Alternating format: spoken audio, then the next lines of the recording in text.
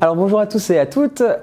Aujourd'hui, à l'approche de la grève du 5 décembre, on vous propose un petit outil pratique qui est l'enquête de conscientisation spéciale grève et en particulier grève des transports. Vous allez voir pourquoi.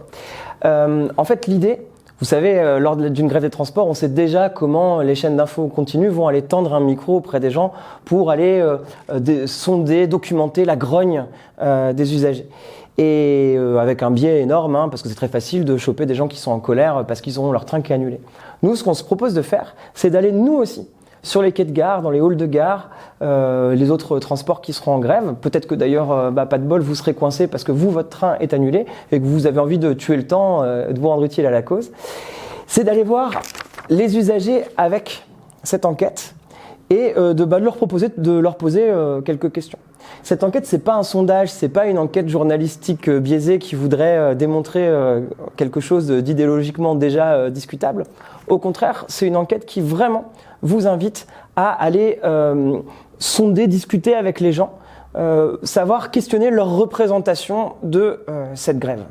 Et bien entendu, elle invite à pas rester juste le nez dans le guidon, mais petit à petit, au fil des questions, de voir un peu plus large. Et donc là, c'est un super outil pour aller discuter politique et remettre ça dans un contexte politique.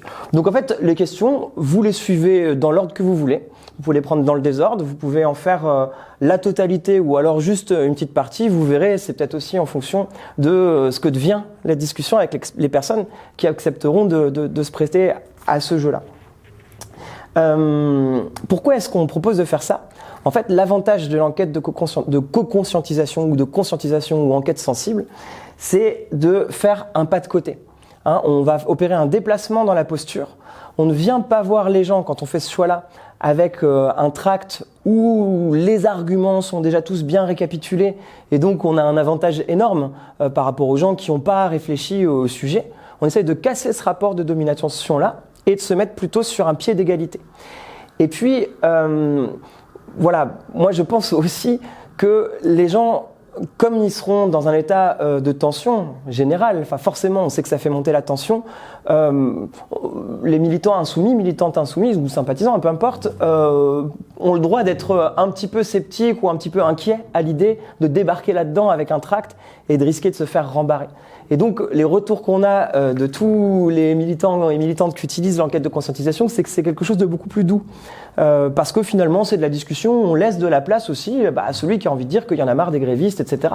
Oui, il a le droit de le dire, et la démocratie, c'est aussi de confronter les points de vue. Donc, c'est aussi un moyen de militer plus doucement. Voilà. Vous en faites ce que vous voulez, vous en emparez ou pas. Nous, on propose de mettre le questionnaire là, sous la vidéo, en commentaire, sur le site, etc. Vous pouvez vous en emparer. Et aussi, si vous le faites, ça serait super, on vous propose une adresse mail, celle du pôle Milité Sans Tract, donc pôle-milité-sans-tract@lafranceinsoumise.fr, elle sera aussi dans les commentaires. Vous nous envoyez un mail avec votre retour et puis même on se propose de créer une boucle de mail d'échange de pratiques pour pouvoir faire évoluer cette enquête au fil du mouvement de grève, parce que c'est pas que le 5 mais aussi les jours suivants pour une durée, j'espère, indéterminée. Voilà. Bon courage, bonnes enquêtes, bonne grève, bonne manifestation. On lâche rien.